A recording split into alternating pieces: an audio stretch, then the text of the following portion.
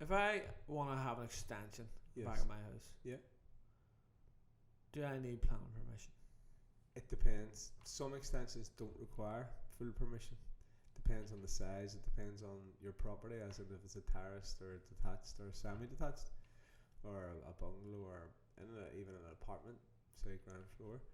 Part of the process is we would visit the site and assess whether it did need permission. There is guidance available online, but we're seeing a lot of the times now where people go to sell their property and the purchaser solicitor will say, well, we want proof that it doesn't need permission, we want a certificate, we want retrospective permission, and that will open up, a can of worms. So at this stage we would always recommend either applying for full permission or getting what's called, it's an application, certificate of lawful development application, where you would apply showing full drawings of your extension and your house, and getting a certificate to state that your plan and your extension is lawful. So that helps you, it covers you.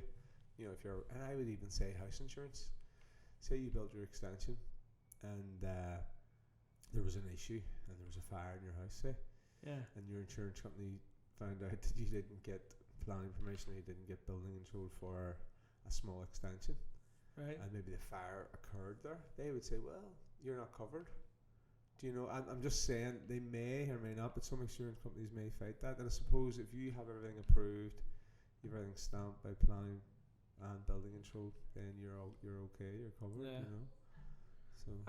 And what are the sort of challenges of sort of things that can go wrong in the whole process? Like, can you be refused planning permission? What are the sort of main reasons You you can. be refused? It depends. Extensions, not so much. Just depends on the extension, the size of it, and the scale of it, and also where your property is.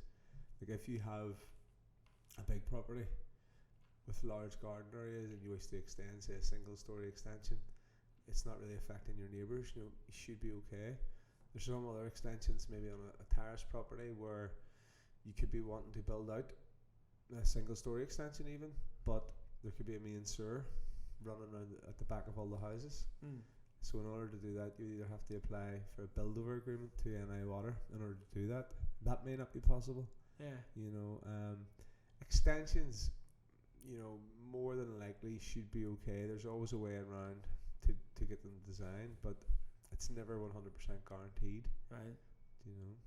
And tell me this, is there are there many people you would meet that get frustrated with the process of sort of losing planning permission or not getting planning permission? Yeah, you would meet. Is there anything you can do? Can you appeal or anything?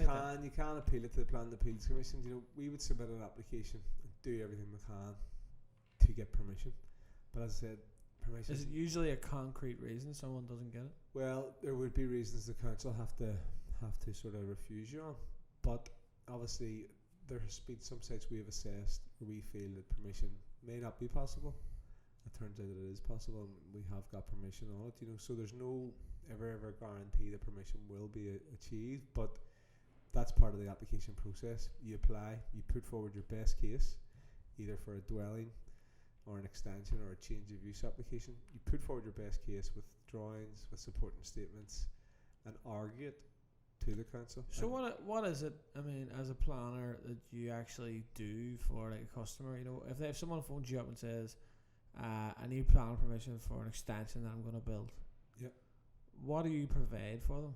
Well, what we do is we would obviously look at their property via the maps. You'd visit their property, assess the property, as in get measurements taken, fully measure the whole property, prepare planning application drawings, prepare 3D walkthrough of the extension, or if it's a new build house, prepare full plans and a 3D walkthrough of the proposed development, the proposed dwelling, see what it looks like in situ. Then we prepare the application to the council and supervise the application.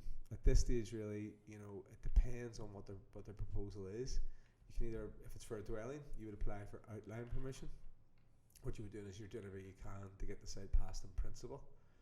Then if you do that, you get it passed in principle, then you can apply for a reserved matters application, which is basically showing the finer and full details of the dwelling, as in what way it's going to slope on the site, if there's going to be what way the windows are going to be, the roof height, the style of the house, the size of it, if you're going to have a garage, how you're going to the boundary treatments, stuff like that. So there's a lot of things you would have to put forward.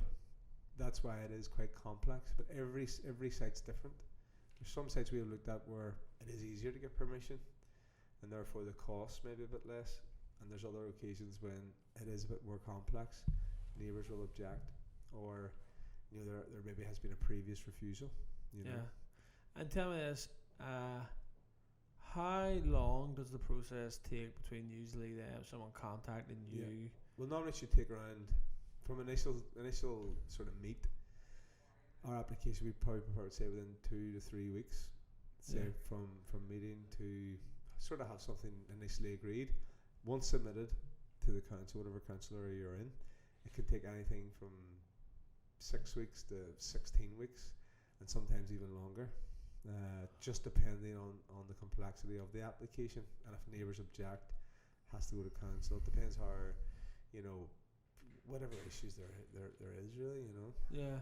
So it can be a lot longer than some people think. Yeah. That's why sometimes we can get in a bit of difficulties there where people are saying, "Oh, where's my planning permission? Why is it not being decided?" Sometimes you just have to let the council decide and not rock the boat. And how much would usually the process cost a person, like if they were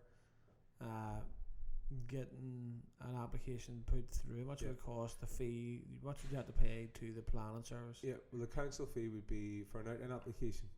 It would be £425. For full application, it would be £851. Right.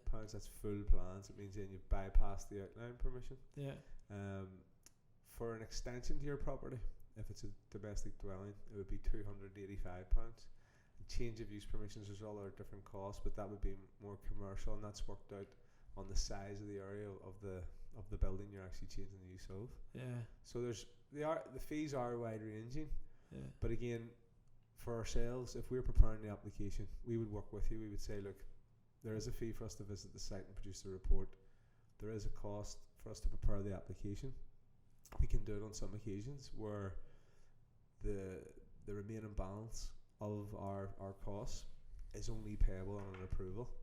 It's basically like a part when, no win, no fee basically, but there is a part fee just to cover our costs and cover the work involved. Yeah. But we will work with people. Yeah. And I suppose it's one of those grey areas people don't really have that much knowledge about, and sometimes don't actually get it done. And you were saying about some of the dangers of people don't get it done. If you don't get it done, the thing is, we see it a lot where a builder, say you're at your house and you're really anxious to get building, say come the summer, and a builder will say, "Oh, I've done hundreds of these extensions, you don't need permission. I did one around the corner, doesn't need permission, we can start here on Monday." And they'll be sort of bowled over by the builder and the promises, and that they're happy to do it, and the builder will probably do a great job and build it well, and it's a lovely extension, they're really super happy with it. But if they ever go to sell that property, that's when they're in difficulties, and that's what we find that, the solicitor will say, "Well, you built an extension here, it needs permission.